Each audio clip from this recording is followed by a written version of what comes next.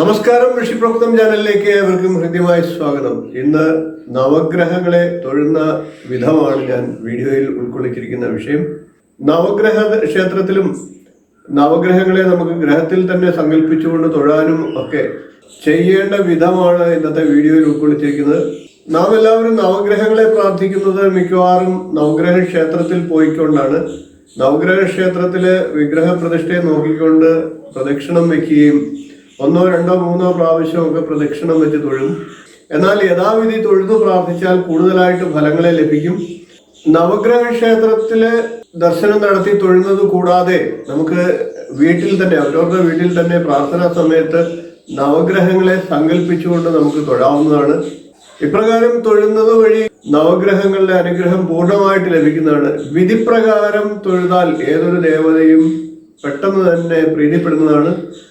അവരുടെ അനുഗ്രഹം നമുക്ക് ലഭിക്കുന്നതാണ്. ആ വിഷയത്തിലേക്കാണ് ഇന്ന് കടക്കുന്നത്. വിഷയത്തിലേക്ക് കടക്കുന്നതിന് മുമ്പ് ചാനൽ ഇതുവരെ സബ്സ്ക്രൈബ് ചെയ്തിട്ടില്ലെങ്കിൽ ദയവായി സബ്സ്ക്രൈബ് ചെയ്യുക. തൊട്ടടുത്ത് കാണുന്ന ബെൽ ബട്ടൺ കൂടി ഒന്ന് ക്ലിക്ക് ചെയ്യുക. അതിൽ ഓൾ എന്ന ബട്ടൺ സെലക്ട് ചെയ്യുക. വീഡിയോ ഇഷ്ടപ്പെട്ടാൽ ലൈക്ക് ചെയ്യുക. അത് മറ്റുള്ളവർക്ക് പ്രയോജനമാകുന്ന രീതിയിൽ ഷെയർ ചെയ്ത് കൊടുക്കുക. നമുക്ക് വിഷയത്തിലേക്ക് കിടക്കാം.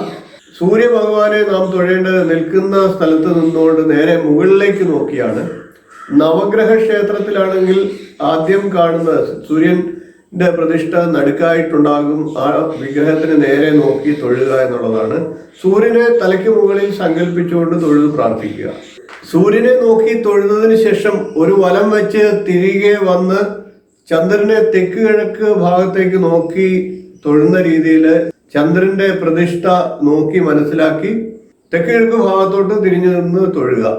അതിനുശേഷം വീണ്ടും പ്രദക്ഷിണം ചെയ്ത് തിരികെ വന്നതിന് ശേഷം ചൊവ്വാഗ്രഹത്തെ നോക്കി തൊഴുക. ചൊവ്വയെ തെക്കോട്ട് നോക്കിയാണ് തൊഴേണ്ടത്. തെക്ക് ഭാഗത്തേക്ക് നോക്കി തൊഴുന്ന രീതിയിൽ പ്രദക്ഷിണമായി വന്ന് തെക്കോട്ട് നോക്കി തൊഴുക. വീട്ടിലാണെന്നുണ്ടെങ്കിൽ ഇതേ പ്രകാരം തന്നെ തെക്കോട്ട് തിരിഞ്ഞു വന്ന് ഒരു പ്രദക്ഷിണം കൂടെ ചെയ്ത് തെക്കോട്ട് തിരിഞ്ഞു നിന്ന് തൊഴുക.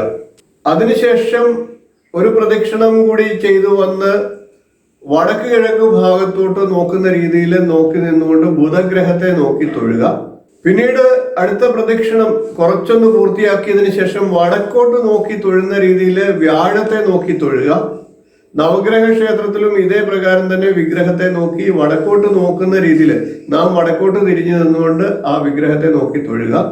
വീട്ടിലാണെങ്കിലും ഇതേ പ്രകാരം തന്നെ ഒരു പ്രദക്ഷിണം കുറച്ചൊന്ന് പകുതി പൂർത്തിയാകുമ്പോൾ തന്നെ നമ്മൾ വടക്കോട്ട് ദർശനമായിട്ട് വരും. ദർശനമായിട്ട് വന്നിട്ട് വടക്ക് വ്യാഴഗ്രഹത്തെ സങ്കല്പിച്ചുകൊണ്ട് നോക്കി തൊഴുത് പ്രാർത്ഥിക്കുക. വീണ്ടും ഒരു പ്രദക്ഷിണം പൂർണ്ണമായിട്ട് വന്ന് തിരിഞ്ഞ് കിഴക്കോട്ട് നോക്കുന്ന രീതിയിൽ ശുക്രനെ നോക്കി തൊഴുക. അത് വീട്ടിലാണെങ്കിലും നവഗ്രഹ ക്ഷേത്രത്തിലാണെങ്കിലും ഇതേ പ്രകാരം തന്നെ കിഴക്കോട്ട് തിരിഞ്ഞു നിന്ന് നാം തൊഴുന്ന രീതിയിൽ ശുക്രഗ്രഹത്തെ സങ്കല്പിച്ചുകൊണ്ടോ അല്ലെങ്കിൽ വിഗ്രഹം നോക്കിയോ തൊഴുക. വീണ്ടും ഒരു അർദ്ധ പ്രദക്ഷിണം പൂർത്തിയാകുമ്പോൾ പടിഞ്ഞാറോട്ട് നാം തിരിഞ്ഞു വരും. ആ സമയത്ത് പടിഞ്ഞാറോട്ട് നോക്കി നിന്ന് ശനിയെ പ്രാർത്ഥിച്ചുകൊണ്ട് ശനി ഭഗവാനെ തൊഴുക. വീണ്ടും ഒരു പൂർണ്ണ പ്രദക്ഷിണം പൂർത്തിയാക്കി വടക്ക് കിഴക്ക് ഭാഗത്ത് വന്നു നിന്നുകൊണ്ട് തെക്ക് പടിഞ്ഞാറ് ഭാഗത്തേക്ക് നോക്കി രാഹുവിനെ തൊഴുതു പ്രാർത്ഥിക്കുക.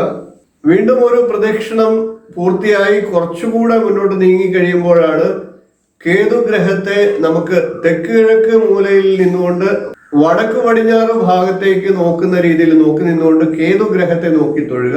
നവഗ്രഹ ക്ഷേത്രത്തിലെ പ്രതിഷ്ഠ മനസ്സിലാക്കിക്കൊണ്ട് ഇതേ ദിക്കിൽ വന്നു നിന്നുകൊണ്ട് തൊഴുത് പ്രാർത്ഥിക്കുക. ഗ്രഹത്തിലാണെങ്കിൽ ഇപ്രകാരം നിൽക്കുന്നിടത്ത് തന്നെ നിന്നുകൊണ്ട് തിരിഞ്ഞ് വടക്ക് പടിഞ്ഞാറ് ഭാഗത്തോട്ട് നോക്കി കേതുഗ്രഹത്തെ കൂടി നോക്കി തൊഴുത് പ്രാർത്ഥിക്കുക. ഇപ്രകാരം നവഗ്രഹങ്ങളെ അതാത് ഗ്രഹങ്ങൾക്ക് പറഞ്ഞിട്ടുള്ള ദിക്കുകളിലേക്ക് നോക്കിക്കൊണ്ട് തൊഴുക.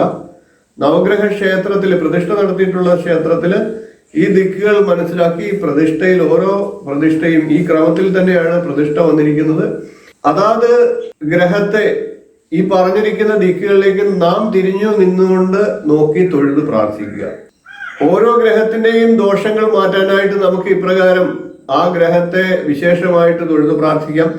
നവഗ്രഹങ്ങളുടെ ധ്യാനവും മന്ത്രങ്ങളും ഒക്കെ കാണാതെ പഠിക്കുക. പഠിച്ചിട്ട് ഇപ്രകാരം ആ ക്ഷേത്രത്തിൽ ചെന്നിട്ടോ അല്ലെങ്കിൽ വീട്ടിലോ ഒക്കെ നമുക്ക് ഇപ്രകാരം തിരിഞ്ഞു നിന്നുകൊണ്ട് നവഗ്രഹ മന്ത്രങ്ങൾ ജപിക്കാം. ഇപ്രകാരം അതാത് ദിക്കിലേക്ക് നോക്കി വിധിപ്രകാരം പ്രാർത്ഥന നടത്തുന്ന ഒരാൾക്ക് നവഗ്രഹ പ്രീതി ഉണ്ടാകുന്നതാണ്. എല്ലാവിധ ഗ്രഹദോഷങ്ങളും ഒഴിഞ്ഞു മാറുന്നതാണ്. എല്ലാവരും ഈ തരത്തിൽ ഇനി മുതൽ നവഗ്രഹ ദർശനം നടത്തുക. നവഗ്രഹങ്ങളെ വീട്ടിൽ തന്നെ ഇരുന്നു കൊണ്ട് പ്രാർത്ഥിക്കുക. തീർച്ചയായിട്ടും എല്ലാവർക്കും അനുഗ്രഹം ഉണ്ടാകും. എല്ലാവർക്കും നവഗ്രഹങ്ങളുടെ പ്രീതി ഉണ്ടാകട്ടെ. ഗ്രഹദോഷങ്ങളെല്ലാം ഒഴിഞ്ഞ് നല്ലൊരു ജീവിതം ഉണ്ടാകട്ടെ എന്ന് പ്രാർത്ഥിച്ചുകൊണ്ട് നിർത്തുന്നു. അടുത്ത ദിവസം നമുക്ക് മറ്റൊരു വീഡിയോയുമായി കാണാം. നമസ്കാരം.